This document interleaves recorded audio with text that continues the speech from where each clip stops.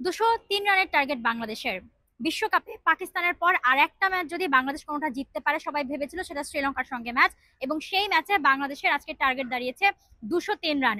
যেভাবে শ্রীলঙ্কা শুরুটা করেছিল এই ম্যাচে, তাদের রান রেটটা সবসময় কিন্তু 5, 5.5-এর ওপরে থেকেছে, অর্থাৎ প্রায় 6-এর কাছাকাছি রান রেট নিয়ে তারা ম্যাচটা খেলছিল। এবং মুম্বাইয়ের ডিওয়াই পাটিলের এই স্টেডিয়ামটাতে আসলে রান হবারই কথা ছিল।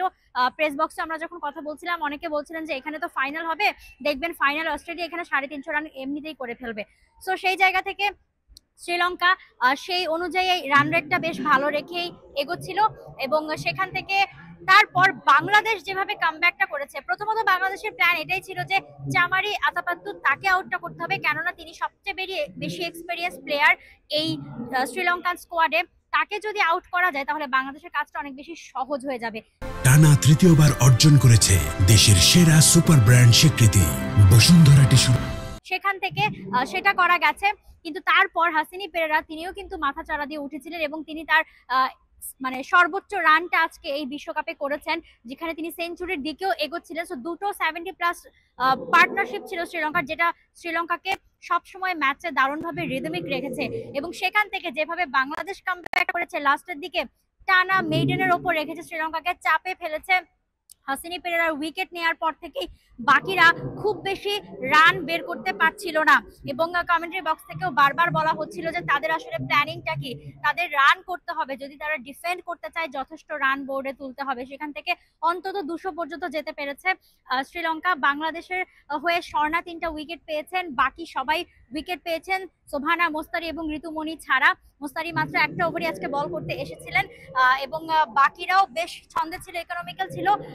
203 রান অর্থাৎ 202 রান যে শ্রীলঙ্কা বোর্ডে তুলেছে, নট আ ব্যাড, এখানে আবার নট আ গুডও বলা যায়। বাংলাদেশ যদি মোমেন্টামটা ধরে রাখতে পারে, যদিও দেখেছি আমরা শেষ দিকে ক্যাপ্টেন নিগার সুলতানা জ্যোতির একটি ইনজুরি কনসার্ন রয়েছে, তবে আশা করা যায় তিনি ব্যাটিং এ নামবেন, এবং সহজ কিছু রান আউটের সুযোগও কিন্তু বাংলাদেশ এই ম্যাচে মিস করেছে, এবং সেই সাথে কিছু ভালো রিভিউ কাজে লেগেছে ক্যাপ্টেনের, যে রিভিউ দিয়ে তারা উইকেট গুলো তুলে নিতে পেরেছে।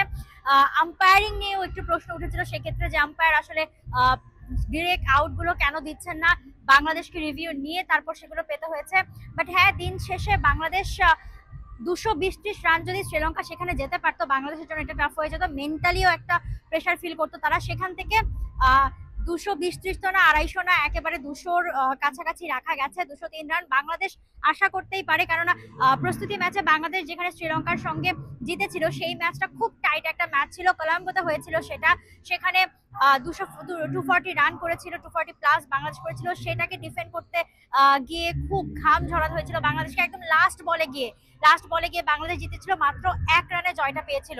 সো আজকে তাদেরকে চেস করতে হবে, টস হেরে এই জায়গাটায় ব্যাকফুটে চলে গেছে বাংলাদেশে, তাদেরকে চেজিং অপশনটাতে যেতে হচ্ছে। সো দেখা যাক বাংলাদেশ আসলে আজকে টুর্নামেন্টে তাদের দ্বিতীয় জয়টা শ্রীলঙ্কা থেকে ছিনিয়ে নিতে পারে কিনা। মুম্বাইয়ের ডিওয়াই পাটিল স্টেডিয়াম থেকে জানাচ্ছিলেন জুহাইরা, মৌটি sports. For more updates, subscribe to our YouTube channel and click on the bell icon. Follow us on Facebook and Instagram. Download T-Sports app to enjoy exciting games and highlights. Visit tsports.com.